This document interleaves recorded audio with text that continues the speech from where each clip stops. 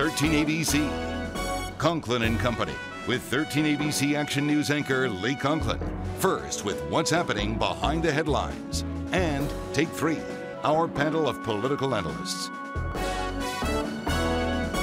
Morning, everybody. Welcome into another edition of Conklin and Company, and we wish you and yours a happy Labor Day weekend, this long weekend. Now, decades and hundreds of millions of dollars in the making, the Fort to Port project really coming to fruition this past week. ODOT's Teresa Pollack on the opening of that 21-mile stretch of new highway from Napoleon to Waterville. In Take 3, pay raises for the mayor's top staffers or not.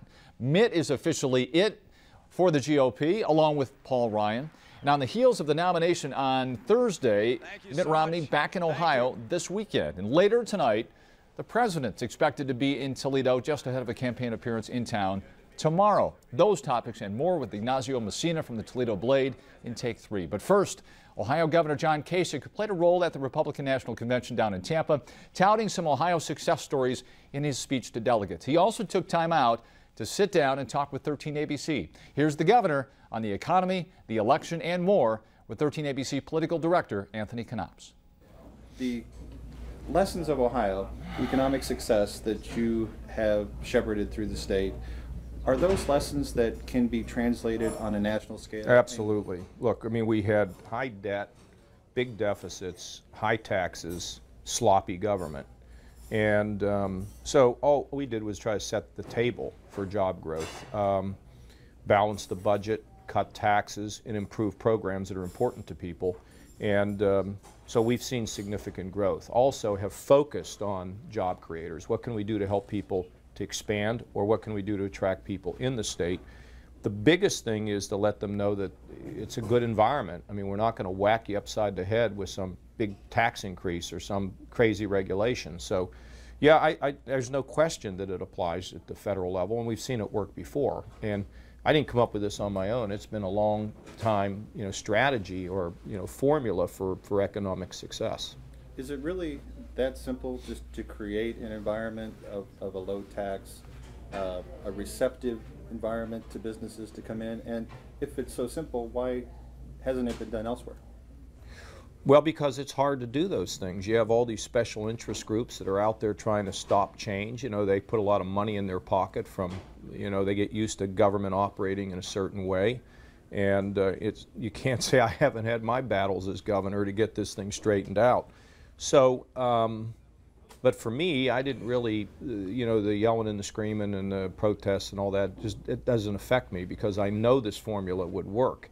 And we're leading the Midwest now in job creation, and we're number 4 in the country. Plus, Ohio, look, Ohio is unique. We have great cities, great suburbs, great rural areas, great diversity between manufacturing and energy and healthcare and IT. And we've got scale, and we have a great location. So all these things come together to really help us to be a special place. And I didn't do any magic. I just kind of cleaned up the underbrush and made sure that that we could shine a little bit. Former Governor Ted Strickland is in Toledo today, making the case that the success that's happened in Ohio is more a direct result of President Obama and his efforts to help the auto industry. Obviously, you would not see these things necessarily the same way. Well, look, we were always very happy about the fact that we have an auto industry that has rebounded. And, even though the number of auto jobs has shrunk, we still plays a very big role in the state of Ohio. I think what's really worked is that we now have a diversified economy and a situation where people can invest and feel comfortable taking a risk on doing things in our state. So, we like all the jobs we have. We just like to have more in every single sector. Let's turn a little bit to the state budget. Obviously, you talked earlier about how the ledger's been cleaned up. We're now running surpluses where we're running deficits before. What do you say to those critics who say the only reason that you're able to do that is because you've offloaded costs, say in education, to the local school districts who are now forced to go to the voters for a levy, and that money is just being shipped from A to B? Well, first of all, the amount of reductions for these programs is usually no more than 3 or 4%, and families deal with 3 or 4% all the time. And we haven't offloaded. What's happened is we've made things work better. For example, letting mom and dad stay in their own home rather than being forced at a nursing home where the costs are higher and their care is sometimes not as good. That's a giant change in the state of Ohio. We've had many changes in the state to provide better services at lower prices. And the fact that we've been able to lower taxes has also helped to spur growth. And the fact that we have, look, I'm a businessman, you know, before I got into this, and I know what makes businesses tick, and I know how they work. We have too many people that are in politics that are, have never been in business. And when you don't know anything about business, you just, it's like a guessing game. So, you know, I've understood the formula that gets the job creators to pay attention. I just talked to a guy the other day about the potential of an auto operation, auto parts operation coming to Ohio. He said, well, you know, the situation is you're going to have to buy it, compete with other states and buy it. I said, well, wait a minute. What about our environment in Ohio? He goes, well, we have to buy it. I said, I'm stunned at you. I've known you for a long time. Don't you look at the big picture? So it's those conversations, you know, with people in business where I can talk to them peer to peer and not hat in hand and not understanding what moves them. And now that we're moving into the campaign after the convention is over, yep. You were in Ohio earlier this week with Governor Romney. You mentioned earlier today about the energy that was present. I've talked to other people who say that the energy that was present with then Senator Obama in 2008 is really with the governor in 2012.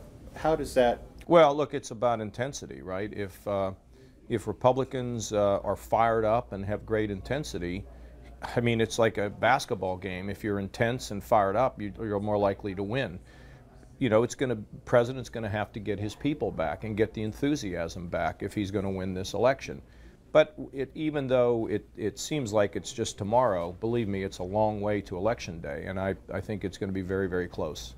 He offered in an interview this past weekend that if elected, he would do more work with the Republicans. Are there any Democratic ideas that are out there that Governor Romney could shepherd through if he becomes president? Well, you can never run everything with just one party. I mean, we haven't done that in Ohio. I mean, budgets are kind of a statement of philosophy, and you expect the disagreements. But, you know, look, I mean, Teresa Fetter and I worked together on the fight against human trafficking. We've worked in a bipartisan way on prescription drug abuse. We worked together on an energy bill. I mean, this is not a country where, you know, or a state or whatever, where it's just one party's right and the other one's wrong. There's good ideas from both parties, and you have to embrace people of all stripes if you're going to be a successful leader. Do you think that people on the Hill, for example, you spend a great deal of time there, have forgotten that? Oh, there's been a big choosing change. Up sides well, almost everything, including naming post offices? You know, instead of banging each other around in the gym and getting our frustrations out, now they're doing it out in public. They ought to go back to the gym. They ought to have karate classes, now karate matches or something down there.